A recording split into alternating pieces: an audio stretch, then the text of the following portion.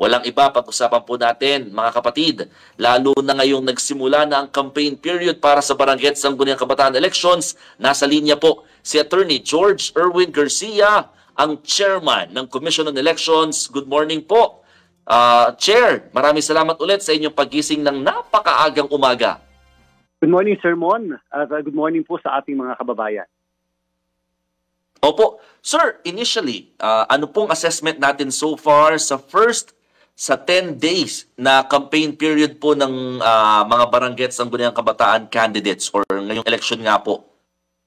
Sir Mon, sa unang araw, napansin natin, medyo compliant, sumusunod pa ang lahat ng mga kandidato natin. May mga ilan-ilan lang. Halimbawa, meron ilan dyan sa may bandang Mandaluyong area, nagkabit ba naman ng mga campaign materials sa poste at saka sa kawad ng kuryente. Yun po sinasabi na bawal, mapahamak pa po ang kanilang mga tauhan.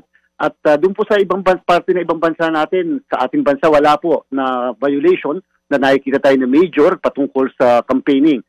Sir Mon, gusto ko ipaalala sa mga kandidato. Alam nyo kasi yung nagtidikit, nagpapaskill, usually hindi naman yung mga kandidato mismo Yung mga inuutusan nila, yung mga supporter nila, siguro magandang i-briefing muna nila kung alin yung mga pwedeng lagyan at hindi pwedeng lagyan. Alam niyo yung mga operation kabit nila, yung po yung mga hindi na-train ng maayos, and therefore, hindi naman nila alam kung ito ay violation o kung ito ay tamang paglagyan o hindi dapat paglagyan ng campaign material.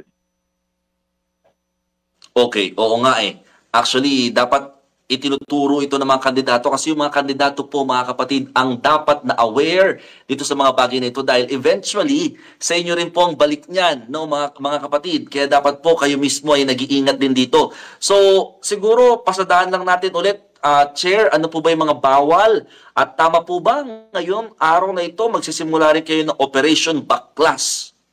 Tama po, Sir Mon. Una muna yung mga bawal. Siyempre, bawal sa public places. Alam naman ng lahat. Hindi naman kinakailangan i-define pa yung ibig sabihin ng public places. Barangay hall, isa public place. Yung terminal ng mga sasakyan, isa public place. Maliban na lang kung private ang nature po noon. Ngayon po, ibig sabihin, pagka po sa public place, tatanggalin namin yan. I-operation baklas natin yan. At kakasuhan mismo natin yung mismo mga kandidato na naandyan yung mga pagmumukha po nila.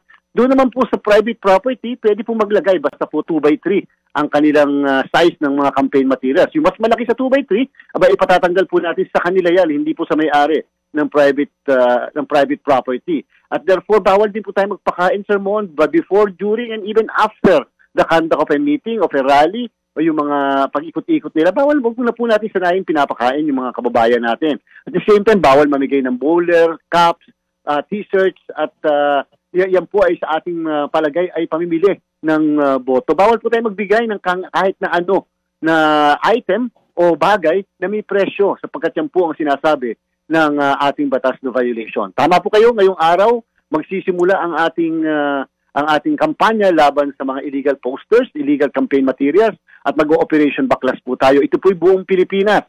Meron po tayong instruction sa local COMELEC natin na umikot kasama ang Bureau of Fire Protection, kasama ang Philippine National Police upang tanggalin yung mga nailagay doon sa mga maling paglalagyan ng mga campaign materials.